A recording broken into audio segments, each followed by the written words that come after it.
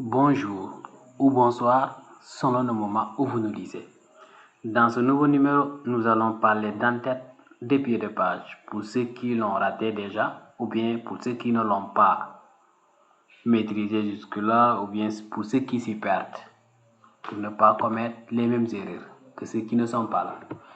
L'en-tête et le pied de page dans un document, c'est toujours ce que vous retrouvez en haut et en bas. Respectivement, en haut, c'est pour l'en-tête et en bas, c'est pour le pied de page, comme son nom l'indique. Comment l'insérer? Quand vous avez votre document, il y a toujours cette zone blanche que vous observez et à laquelle vous ne pouvez pas nativement ajouter du texte.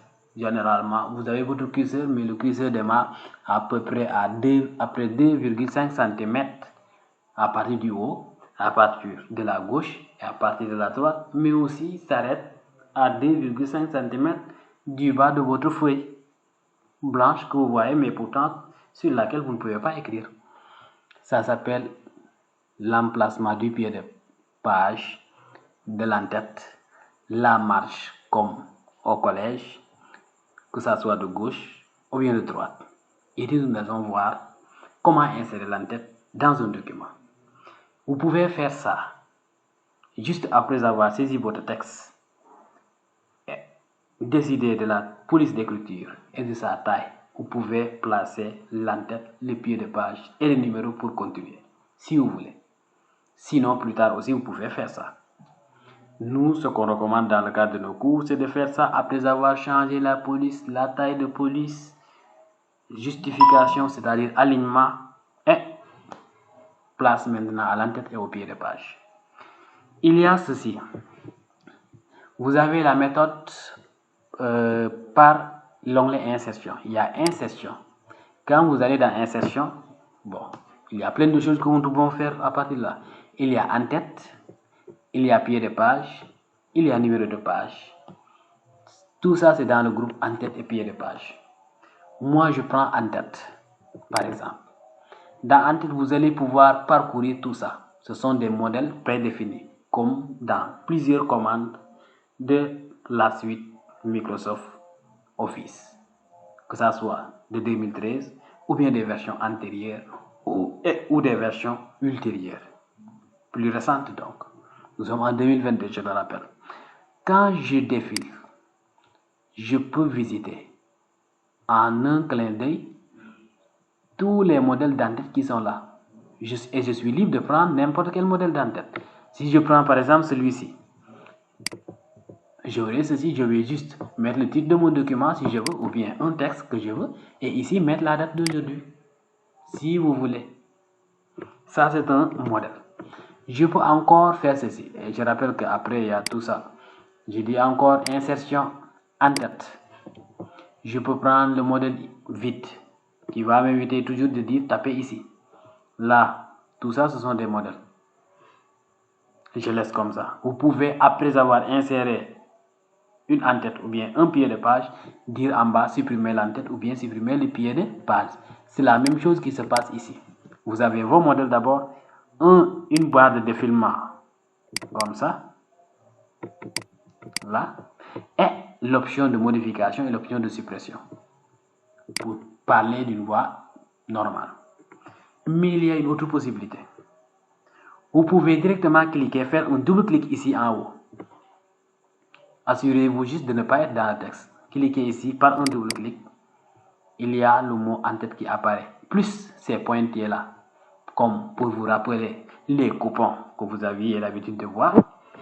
Je peux sortir et automatiquement j'ai ce que l'on appelle outil en-tête et pied de page qui fait apparaître un deuxième onglet création et qui a ses commandes qui sont spécifiques à l'en-tête et au pied de page. Je peux fermer ici par fermer l'en-tête et le pied de page, comme je peux dire échappe sur ma machine pour sortir, comme je peux aussi faire double clic ici pour sortir de la même manière que j'étais entré.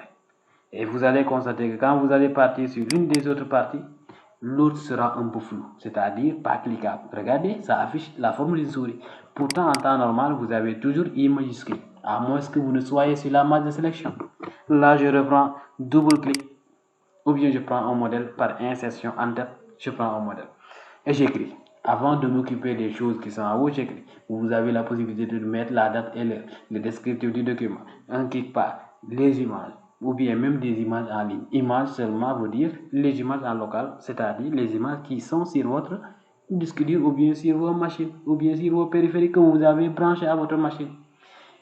Nous allons voir tout ça en détail. Mais pour l'instant, apprenons comment mettre la tête et le pied de page dans le cadre de notre cours. Je mets par exemple séminaire de bureautique informatique. Là, séminaire de bureautique informatique, espace, tiré du 6 espace, je mets Global Solution en majuscule. Là, je dis espace, tiré du 6 espace, je dis parenthèse, c'est parenthèse. Copyright, le mois du séminaire, le mois de démarrage, août 2022. Comme ça. Août, il y a une faute, pas la peine d'effacer, hein. Vous circulez avec les flèches gauche-droite pour venir jusque-là pour dire oh, et c'est bon. Je sélectionne la ligne comme appris. Si vous êtes ici, vous n'avez pas ça. Vous dégagez carrément pour avoir la flèche. Dégagez encore pour avoir cette flèche tirée. Vous l'avez attrapée. Je mets gras, je mets italique, je mets taille, T-I-M-E-S. Si je vois Times New Roman comme suggestion, c'est juste automatique, je dis, je valide par entrée. La taille, vous pouvez laisser ça à 12. Alors, ça reste quoi? Dans accueil, comme nous avons appris bordure et trame, je vais voir ici.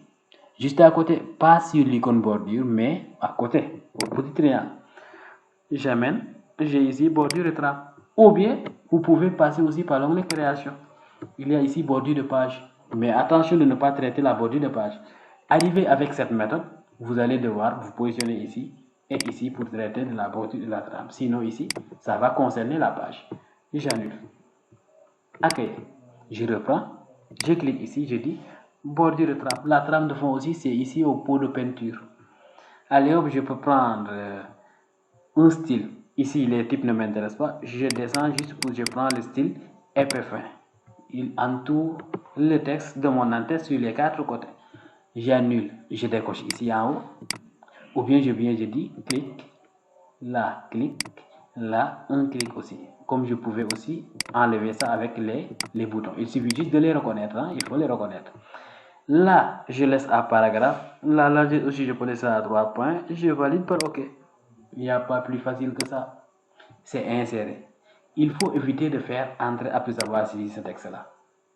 Plus vous faites entrer, plus vous avez ceci. Un document qui n'a pas trop d'espace. Évitez entrer. Pour descendre en bas, j'utilise la flèche qui me permet de descendre. Je descends une seule fois, je me retrouve au pied de page. Je mets mon nom, mon prénom, mon nom, ou bien mes prénoms et mon nom, pour ceux qui ont des prénoms kilométriques. Séminariste en bureautique informatique. En bureautique, je répète, toujours, ce n'est pas moi, c'est plutôt ma machine.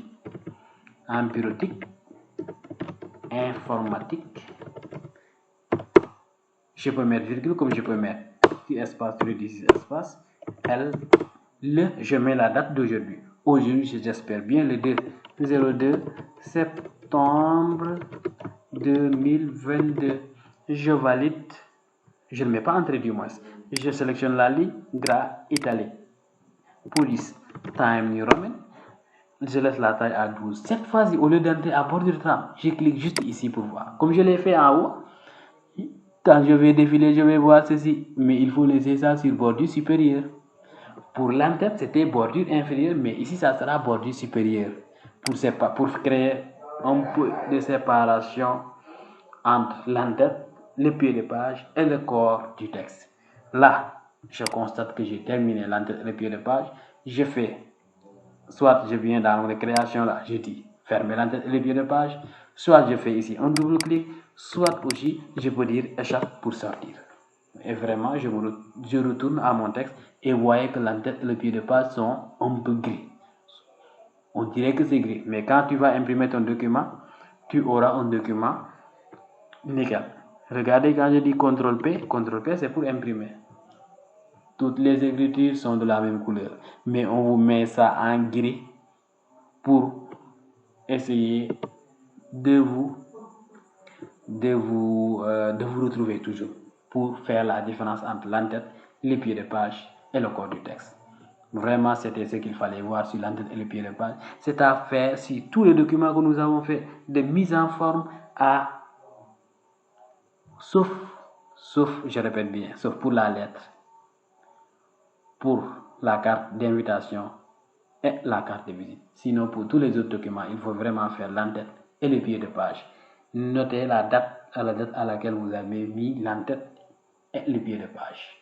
À tout à l'heure pour un nouveau numéro pour toujours parler d'informatique.